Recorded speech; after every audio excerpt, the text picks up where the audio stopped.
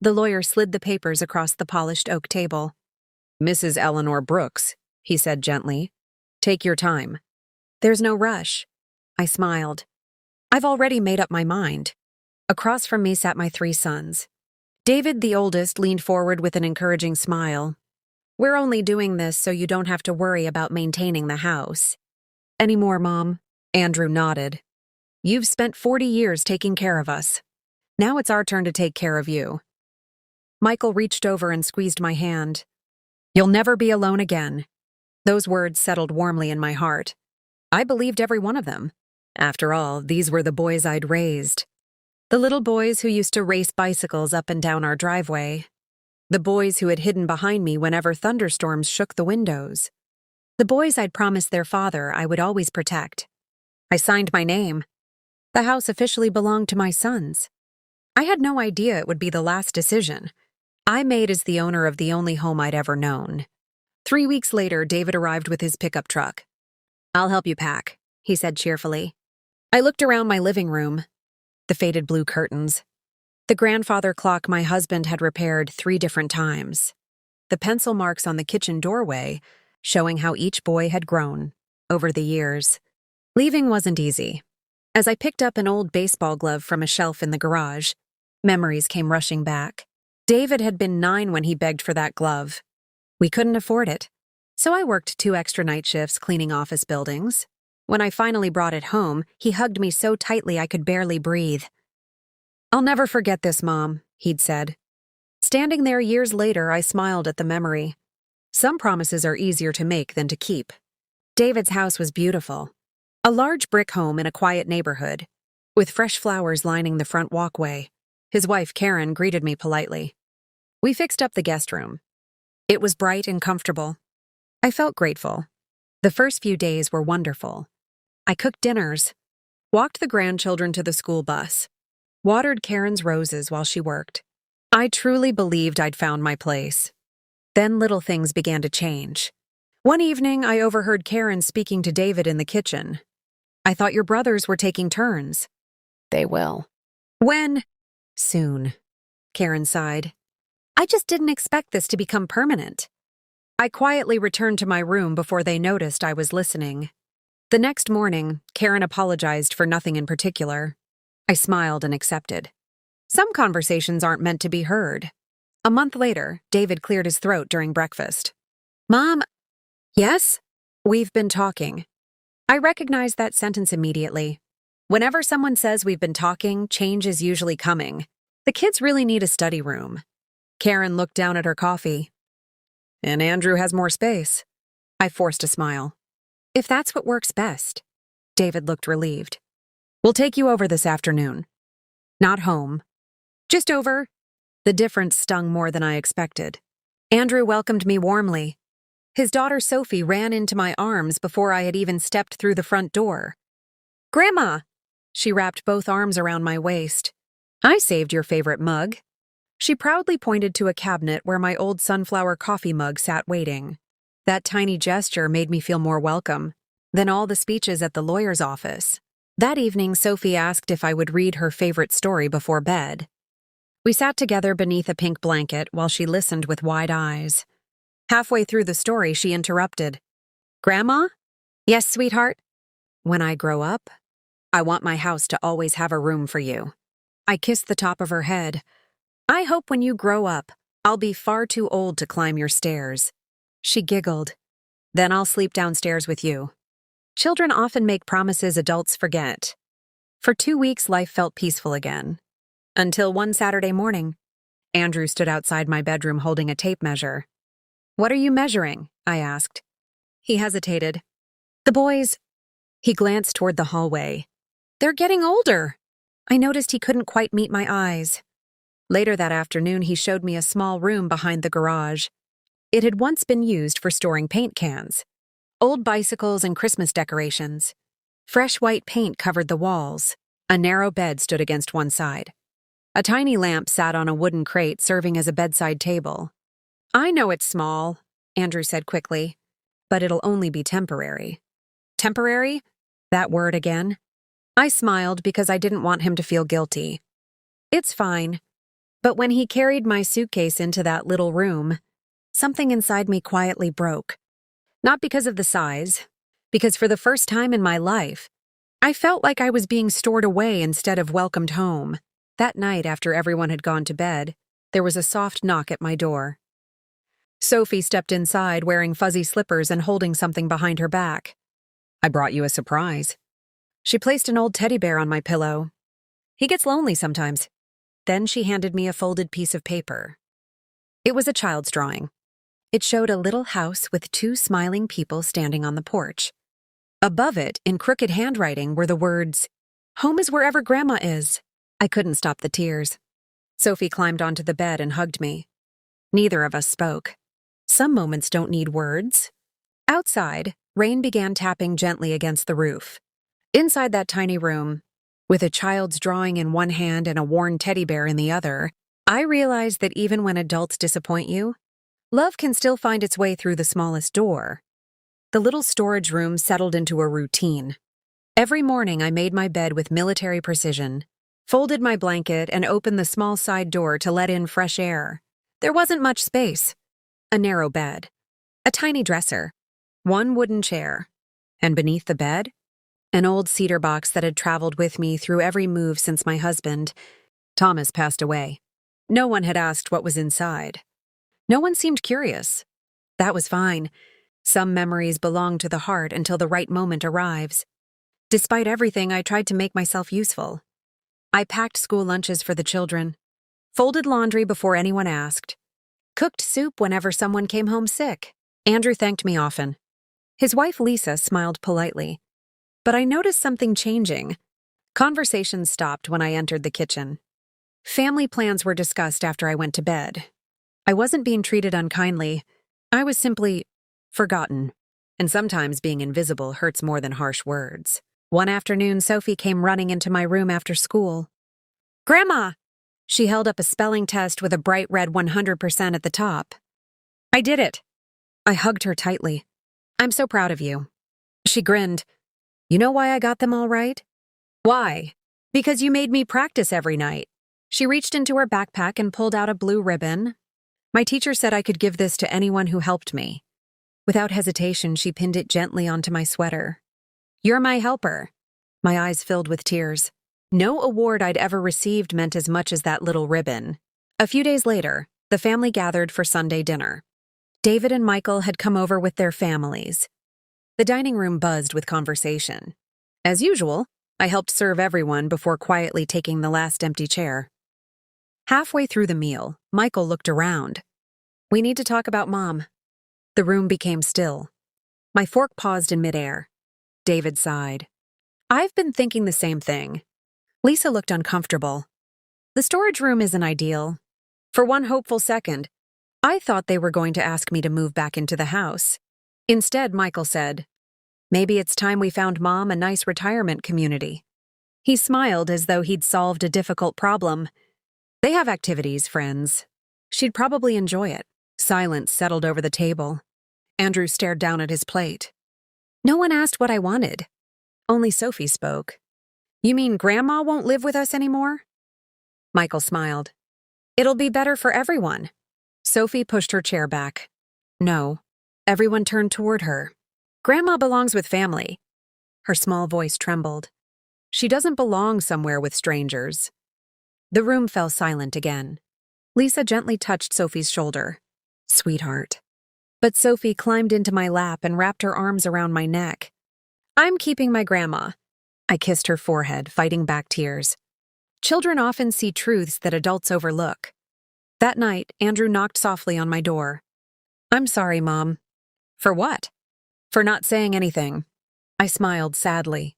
"I know you felt caught in the middle." He lowered his head. "I should have spoken up." "You still can." He nodded, though neither of us knew how. After he left, I pulled the cedar box from beneath the bed.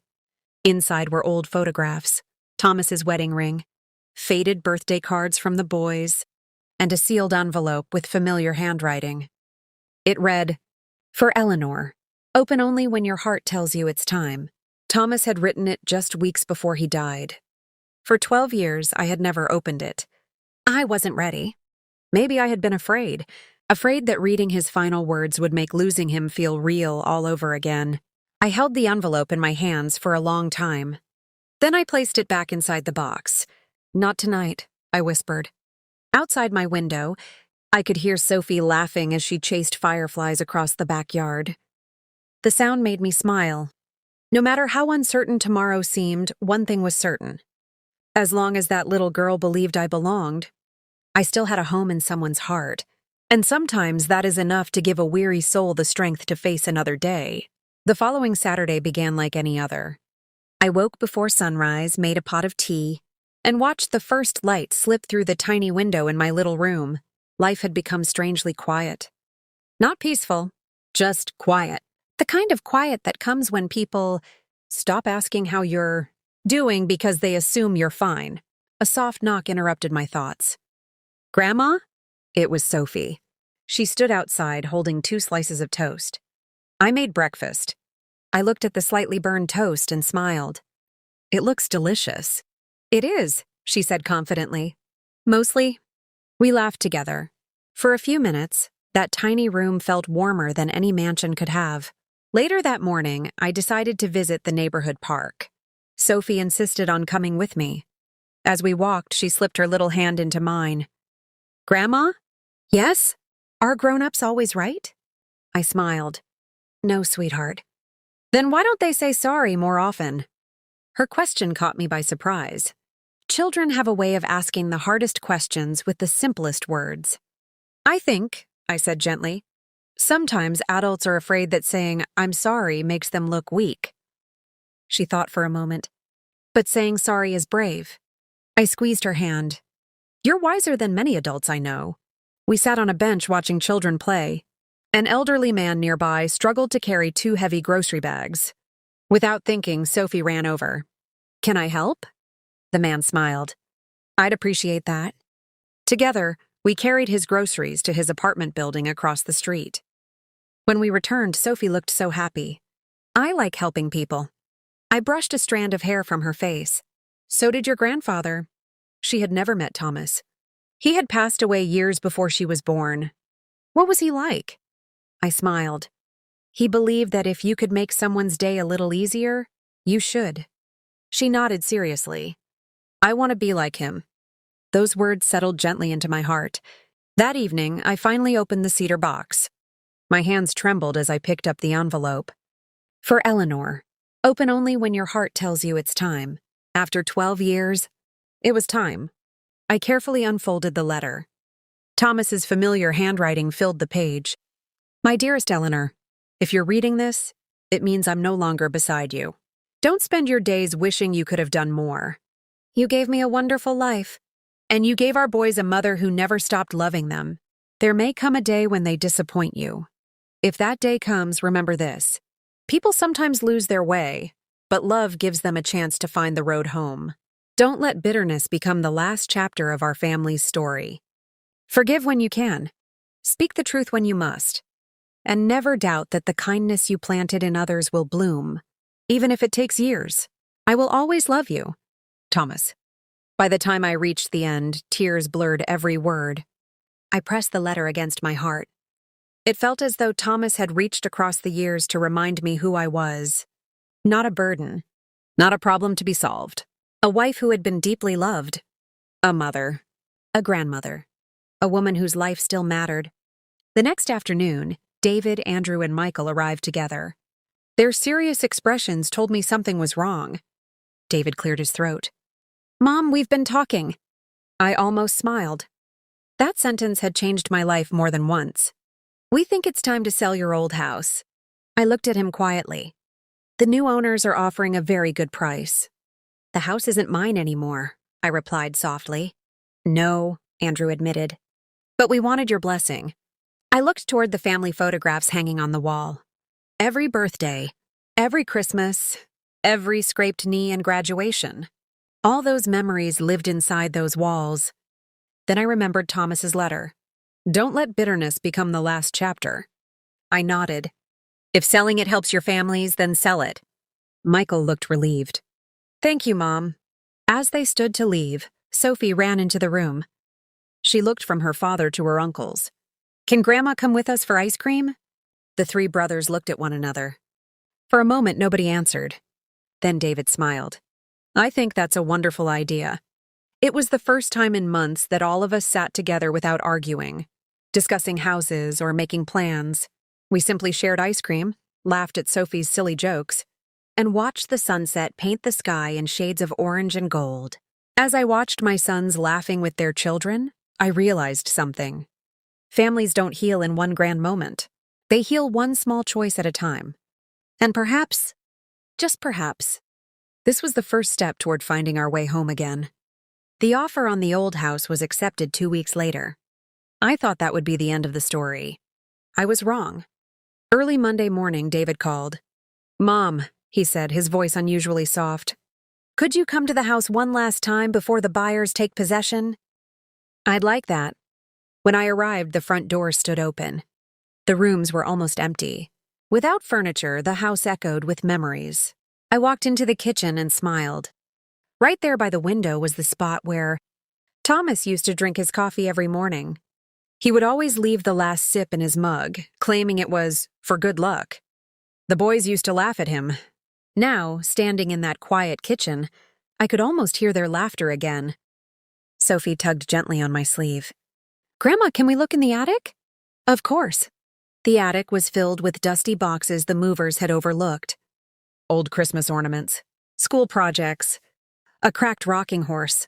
Then Sophie pointed to a faded cardboard box tucked into a corner. What's that? I brushed away years of dust. Across the top, in Thomas's handwriting, were the words, Family Memories. Inside were hundreds of photographs, birthday cards, report cards, Father's Day drawings, and dozens of letters. One envelope caught David's attention. It read, To my boys, open together someday. None of us had ever seen it before. David carefully unfolded the letter, while Andrew and Michael stood beside him. His voice trembled as he began reading. My dear sons, if you're reading this, many years have passed. I hope you've become good men. Not successful men, not wealthy men, good men. One day your mother will need your strength the same way you once needed hers. She will never ask for much. That's who she is. So pay attention. Sometimes the people who complain the least are carrying the heaviest burdens. If you ever make her feel unwanted in her own family, you will have failed in the one responsibility that matters most. Love each other. Protect your mother. And remember where you came from. Love, Dad. Silence filled the attic. No one moved. David lowered the letter. His shoulders began to shake. I'm so sorry, Mom. Andrew covered his face with both hands. Michael stared at the floor, unable to speak. For the first time since all of this began, none of them offered excuses. Only regret. That evening, all three brothers came to my little room behind the garage. David looked around slowly. He noticed the tiny bed, the old chair, the cracked ceiling. Finally, his eyes rested on Sophie's drawing taped beside my pillow. Home is wherever Grandma is. He closed his eyes.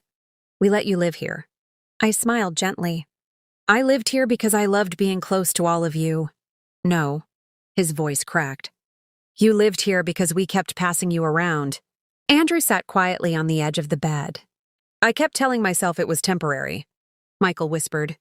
I kept telling myself someone else would fix it. Sophie stood in the doorway listening. Then she walked over and slipped her small hand into mine. You don't have to cry anymore, Grandma. Her innocent words broke the last piece of pride the brothers had been holding on to. David knelt beside me. We've spent months trying to divide responsibility. He looked at his brothers. But Mom was never a responsibility. She was our greatest blessing. The following Saturday, they asked me to meet them at the neighborhood park. I thought we were simply having lunch. Instead, I found dozens of family members waiting beneath the large oak trees.